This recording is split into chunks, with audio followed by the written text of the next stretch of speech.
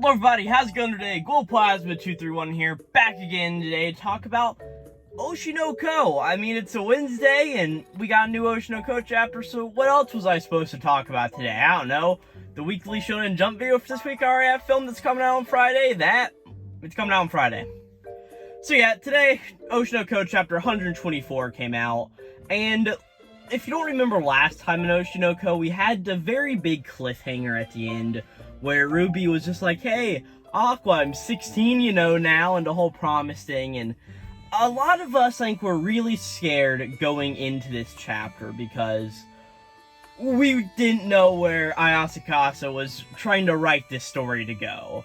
So, a lot of us were very scared for it, but I can say, mostly, that this chapter doesn't really get into that scary detail of what we were thinking last time. I actually really liked this chapter for a multitude of reasons, and mainly just the later half of it, so overall I think this was a really good chapter, and this chapter is not only 124, but also titled Reversal, because I guess we're getting a reversal on the roles of Ruby and Aqua. I don't really know. I don't really know where that whole title is trying to come up in the whole grand scheme of the episode. I mean, not episode, what is it? Chapter, yeah, that's the word, chapter. So, just to hop straight on into it, like I said, last time we had everything going on with Aqua and Ruby and the whole Serena and Goru situation where they learned each other's identities, and it started off in the really scary note of, oh no, please don't do the Alabama stuff, like please. But this chapter, we actually started off with a color page, and the color page is just that of Volume 12's cover. I don't know if Volume 12 is out yet as the time of recording this, but it should be, if not right now, very soon be coming out. But it's the same volume cover we saw last time with Frill on it, so it's just a fine volume cover. I mean, she was really prevalent during the whole the Ruby, the self edition, pretty much, that they were doing. So that's pretty much what's being covered here, since Oshi no Ko does every 10 chapters. So that's all wrapped into it. So it makes sense that she'd be on the cover. But we start off this chapter with Aqua and Ruby, as Aqua's sort of sitting down like a couch, and Ruby is all over Aqua. And she's like, oh man, I'm beat, bro, give me your juice. And at first you're like, oh no, please, no, Ruby, no, not again, right? And she's pretty much just like, and Aqua's like, no way, just go buy one yourself. So, okay, Aqua, okay, you're doing good here, right? But pretty much Ruby's like, oh man, too late, I'm drinking it already, as she's drinking Aqua's actual juice box that he has in his hand, right? And Ruby's just like, oh man, I feel so much better now. And Aqua's like, let go, you're all sweaty, right? And she's just like, oh, what do you mean? I just want to hug you a bit longer. And in the background here, we see that Kana and Mimcho are here. I think this is the first time we've seen Mimcho in the manga in a good while. I mean, it's been a good while since we last saw Mimcho. But we see Kana's here, and she's just freaking out like, oh my gosh, something must have happened between the two of them, right? As we see that Ruby's like, oh wow, you guys started me there. Why'd you suddenly shout out? Is something going on here? And Kana's like, hey, I'm the one who startled. What's with the distance between you two? Like, Ruby, you're so clinging on to Aqua. Like, what's going on here, right? And Ruby's just like, well, Aqua and I have been fighting a lot recently, but the other day we finally patched things up. And now everything's reversed. There's your chapter title, except the chapter's titled Reversal, not Reversed. So, sure. But Ruby and Aqua are sort of friends again, or maybe more than friends. Oh, I really hope not. But Kana even mentions, like, man, that's, like, too extreme, and she even goes over to Aqua, like, you too, Aqua, you should be more stern in rejecting your sisters, and, like, speech and conduct. And Aqua's just sitting here, like, reading a magazine, just like, well, I can't just let her do whatever she wants? And Kana's like, oh yeah, you got a bad sense of the sister complex. And something interesting to note here is Aqua is reading a magazine, and it is a magazine called Spur. And if you don't know the significance of that, this is actually a real-life magazine that had an issue here in Japan recently where Ruby and Aqua, two manga characters or anime characters, were on the cover of it. And that's just a really big deal for those to be on it. So it's probably just obviously showing here that, yeah, Aqua's reading the magazine, and being that I'll probably put it here on the video just to show you what it looks like, what the magazine cover is. But yeah, sort of to see that is a very, actually, big deal to have this magazine have these two characters on it. And I guess Mingo Yori, who is the artist of Oshi no Ko, is sort of just putting that into the manga, say like, hey, yeah, we did this. That's pretty interesting here, right? But at this point, we see that Ruby has pretty much, instead of hugging Aqua from the back as he's like sitting on a chair, she pretty much has crawled into his lap, and she's just like, oh man, me and Aqua have always been this close since the beginning, right? And kind of like, let him go, but Mooncho steps in the way and she's like, hey, wait. And she's like, a beautiful twin couple makes a perfect picture. So she's going to take a picture of Aqua and Ruby here together, being their brother and sister, and post it on her Instagram, right? And Kana's like, oh man, curse you with all of your stupid numbers and online stuff, right? And that's really where we end off with Aqua and Ruby for this chapter. We just see them here for these, I don't know what, first 4 pages or so. But at this point, we cut outside to where Kana and Mimcho are walking home together. I mean, I don't really know if they live in the same direction, but either way, they're walking, presumably home together. That's just what I'm gonna say here, right? And we see Kana's just sort of having, like, this big struggle, like, I just can't, the feeling of naughtiness is just too gross, like, I'm speechless out of all of that, right? And Mimcho's like, well, Ruby's schedule is packed very tight. I mean, it must be really tough for her. She probably just wanted somebody to lean on, and that somebody just happened to be Aqua in this case, right? But Kana's just like, well, I mean, it makes sense, and it isn't bad to be dependent on somebody like that. I mean, if she's all good and her mood is alright, then it's good that she can help her with her own mental health. But if we don't do something about her schedule, we'll never be able to solve the root cause of this problem altogether. She continues just being like, in reality, she's still very hard-pressed for the play. It's important for her to maintain the rehearsal at times like this.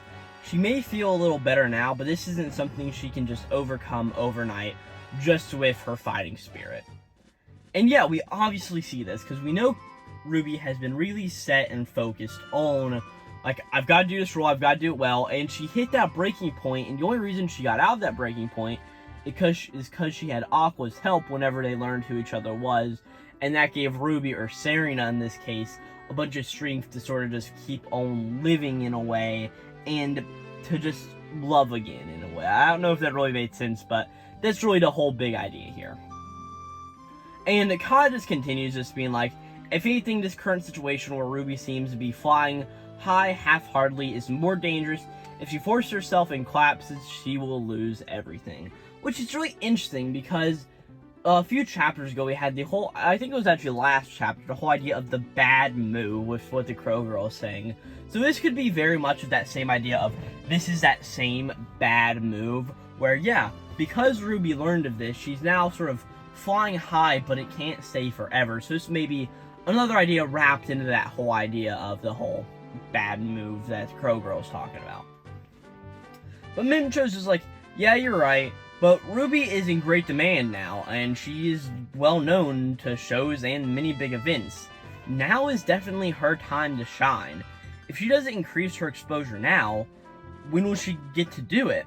In addition, she also needs to do live performances and rehearsal for the movie, and Kana's also like, hey, don't forget her own schoolwork. The two of us are graduated, but she's got schoolwork to go on, right? And we see that Mimcho being the yes, Mimcho's like 25 years old, she's posing as a high school student, that whole joke there. She's just like, oh man, I totally forgot about schoolwork too. I mean, I did all that ages ago, so I completely forgot about it. And Kana makes another joke at her expense, just being like, and yet you've pulled off the role of a high schooler until now? Alright.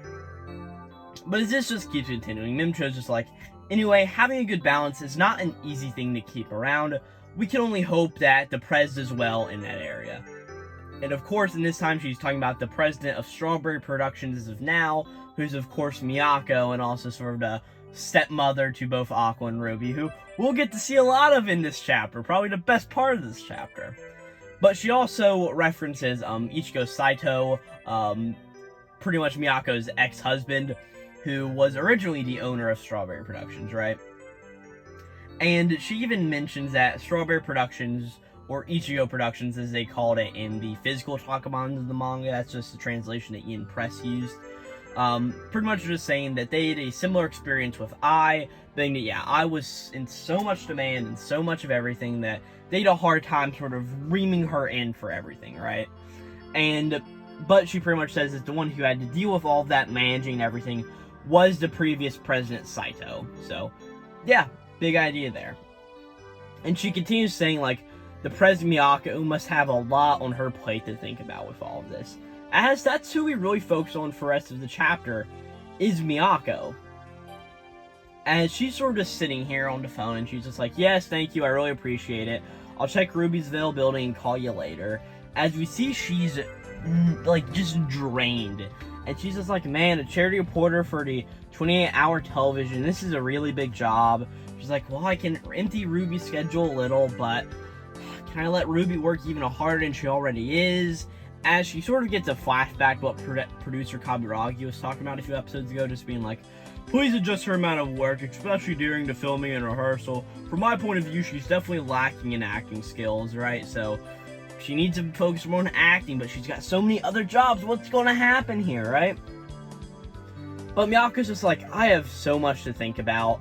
As we also cut back to when Aqua at some point was, I don't know if this was before the Aqua and Ruby meeting up with each other, or really when this was. This is probably before, because we know that Aqua had a run-in with Marina Tendoji, who was Serena's mom. So I'm guessing this is in between a time where Aqua learned about that and how much of a terrible person she was. And also, he had the idea who Ruby was also. But the long and short of it is, he went to Miyako and was like, hey, I want you to keep Ruby away from that agent named Tendoji as much as possible. And Miyako's like, hey, did something happen? And Aqua's just like, a lot of things happened in the past. They're sort of related. It's possible that Ruby will feel very insecure if she's around her, which, yeah, we know with all Serena stuff, so that's big there. But Miyako's just like, related? Well, Tokyo is a very small world, and that kind of thing happens every now and then. But of course, we also know that she knows who these two children are, that they're Ai's children. So I can sort of see where she's a little confused here, but Aqua's point of, hey, keep her away. Miyako did take that to heart and is actually doing that, right? And she's just like, hey, I'll be careful. And Aqua's like, hey, thank you. I very much appreciate it. But we just see Miyako more in her head. She's like, man, there's so many things to think about. I have to schedule rehearsal time for the movie, but I need to pay attention to Ruby's physical condition too. Kana will be leaving Become Nahachi at the end of the year, and who's going to replace her? As a manager, I have to push myself to try to do all these accommodations, like the whole Ruby not going near the director Tendoji sort of idea, or whatever they called her. The agent named Tendoji's Aqua call her, but Marion just continues, like, but as a mother, what should I do? In the entertainment world, things change really fast. The talent's popularity will be over in no time. Even if you become someone famous, before you know it, you'll go under in about a year. There's no mistake about it. Ruby's next 10 years will depend on my efforts now. Ruby can take the top spot, and I believe that more than anyone else. Because, yeah, she knows what Ruby's made of, and that's just a really good thing. It's like, yeah, I believe in Ruby. But right now, I have to work hard to make sure Ruby can attain this, right? It's a very nice thing that Miyako's doing, and she's, like, just a really good mother, right? And she also continues, like, she can make our dream that was once lost come true. Whenever she looks back on her days when she was still married to Saito, and whenever Saito is trying to send Ai to the dome. Yes, Ruby will probably make it there by the end of the series. I wouldn't be surprised if that happened. I mean, I'm guessing it is going to happen, right? But pretty much, she's like, Ichigo, what would you do? As eventually we see that she goes into a bar, and she just is like, hey, bartender, give me the usual. We see it's 3:17 a.m., so it is early in the morning, right? And the bartender's just like, okay, meat and veggies with a set meal with little rice, right? And she just is like, hey, don't mix the mixed vegetable juice with a lot of kale, right? And the bartender's just like, order some booze, girl. This ain't a restaurant. It sells all set meals, right? But Miyako's like, hey, it's late night, and there's no other places that serve proper meals at this hour, right? And the bartender just continues, like, geez, if you don't live a proper life, you'll die from overworking, you know? But Miyako's just like, hey, this is 100 times better than letting your own talent die from overwork, right? So if she overworks herself to prevent Ruby from overworking, she is fine with it, right? But this bartender's just like, hey, have the kids been eating well? I mean, they've been super busy, right? And Miyako's just like, the manager should be handling that area pretty well, supposedly, right? And bartender's like, so you just leave the others, huh?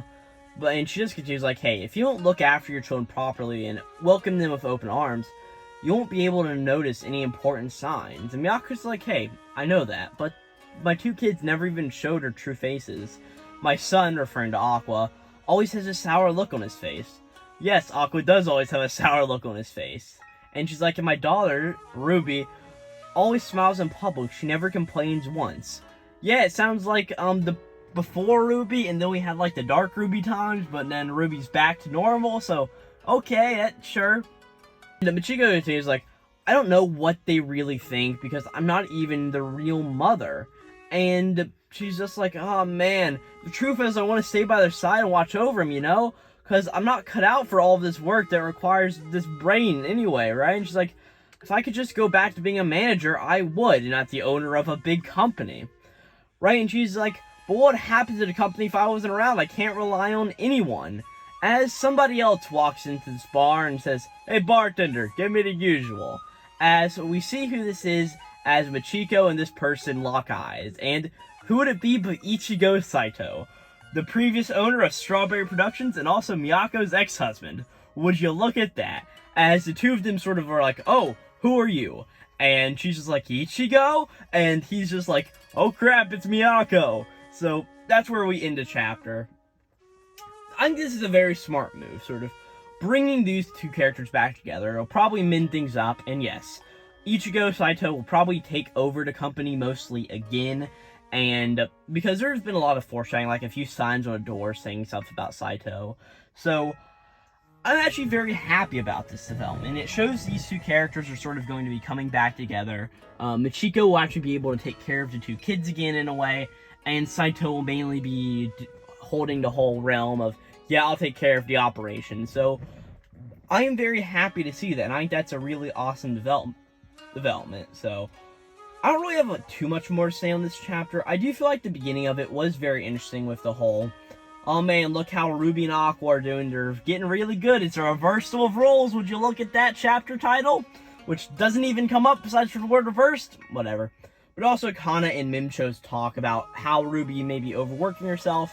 And how, oh, I keep saying Michiko. It's Miyako. My bad about that, however long I said it, right? But how Miyako is actually dealing with all of this. And yeah, she's running into Saito, so that's very nice, and I'm really excited to see what's going to happen next time on chapter 125, which will be out in 1 week, no, 2-week break again, so 7/26 of 2023, July 26th, we will be getting our next chapter of Oshinoko, and hey, I'm all here for it. And with that, that's all I gotta say on this week's Oshinoko chapter. If you want to hear my thoughts on previous Oshinoko chapters, I've got a bunch of videos on the channel covering them, some of them in-depth, some of them not so in-depth, so go check all of those out if you're really looking for it. I enjoy Oshinoko, and I'm really hoping you are too with these reviews. We've got a bunch of other anime and manga videos on the channel, so if you want to go check out all of those, and if you like this video, and you got anything to say to me, or anything I got wrong, or anything you think that I didn't talk about, just leave it in the comments. Please drop a like on the video, and subscribe if you really enjoyed this, and I don't really have too much else to say. Hope you enjoyed this Oshinoko review again, and this would be Glowplasma231,